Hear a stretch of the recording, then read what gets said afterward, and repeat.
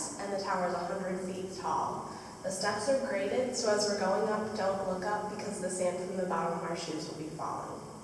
The steps aren't attached to the outside wall, and that's because they were used as internal scaffolding during the construction. So they were added a few at a time, and then they kept building the walls. Down here at the base, the walls are about 6 feet thick, and up near the top, they're about 2.5 feet thick. It's a double brick wall construction, so there's an air space, and that allows for insulation and for the tower to shift in high winds. The same with the stairs being freestanding. If they were attached to the wall, they would just crumble the tower when it started to shift. The interior of the tower remains 8 feet across, all the way to the top, so it's the outside that's getting smaller and smaller. We'll start heading up, and we'll pause at each landing.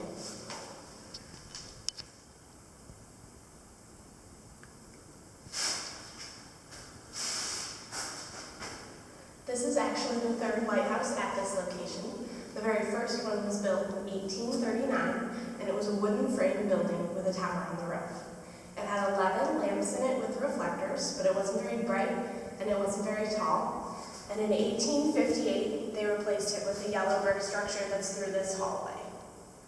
That tower got a 4th order Fresnel lens with a radius of 10 miles in clear weather, but they eventually decided that that tower wasn't big enough either, and they built this one in 1871.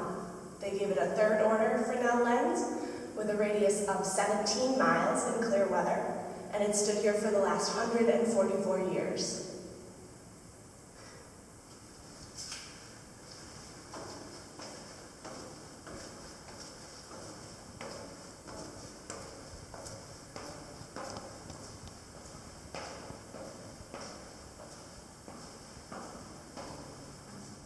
The little doorway in the wall right here was a pulley system that could have been used like a cuckoo clock. It would have been wound down here, and then a counterweight inside would have slowly pulled down. There would have been gears up at the top, and the lens would have been on ball bearings. This system would have rotated the lens, creating a flashing or a moving beacon. They decided never to attach it here. They thought having a 100-foot tower was enough distinction for mariners to know that this was South Manitou Island. Across on North Manitou Island, they had a lighthouse that was about 35 feet tall. It was a wooden, square construction, and they had a pulley system that they used. There was flash red and white every 10 seconds, and it needed to be wound twice a night. The Manitou Passage is about a 60-mile shortcut for ships. On average, it's about 8 miles wide, but there was only a 1-mile known navigable path that was safe when marine traffic was the best way to transport things. So it's important that there are 5 total lighthouses that lit the way, starting in Frankfurt with Point Betsy, then here on South Manitou Island, North Manitou Island, which I mentioned down below. That one was decommissioned in 1938 and then fell into the lake due to erosion in 1942. Then there's the North Manitou Shoal Lighthouse, which is the one in the water. It looks like a birthday cake covered in cormorants. It was built in 1935. Prior to its construction, there was a light ship that anchored there. The light ship was a schooner-style boat with a light at the top of its mast, and a crew of about 6 was on the boat day and night, all weather conditions from May to November. So that was a pretty intense job. That station, the crib, is what people call it locally. That's because it's a metal framework, a crib, filled with rocks and cement, and it was manned until 1981. It was one of the last shoal lighthouses to be manned. Then there's the Grand Traverse Lighthouse at the very tip of the Leelanau Peninsula, and that one's design is the same as our 1858 lighthouse, so we call them sister lights.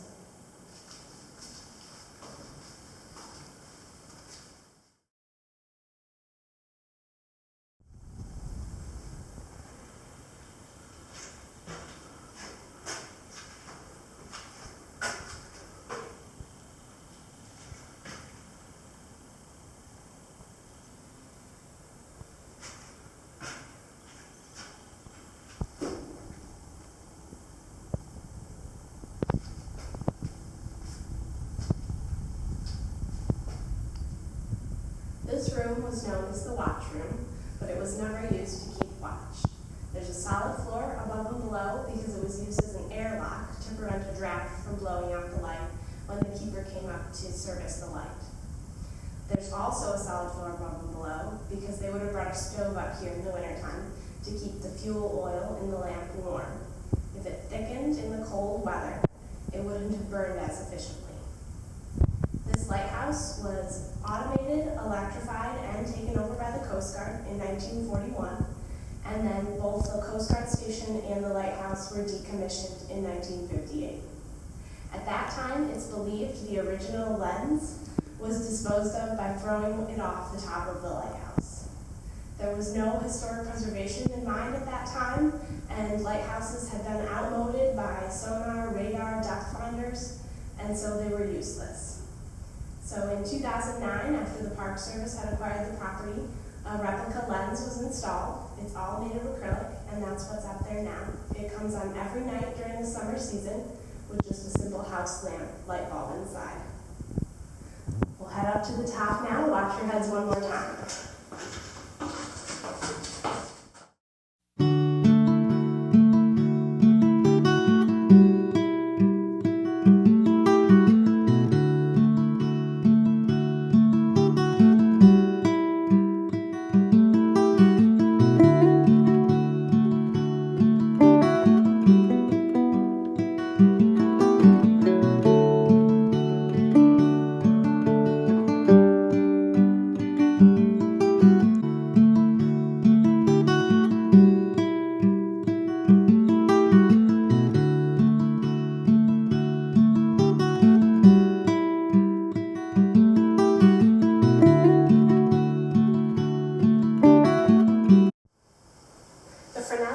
Was invented and designed by Augustine Fresnel in France in the 1800s. The lens that was here on South Manitou Island was made by the firm of Henry Lepaute in Paris, France, and was brought here in 1872 when the tower was complete and the light was lit. The lampist from the district, which was District 11 for the Lighthouse Board, came and installed it piece by piece.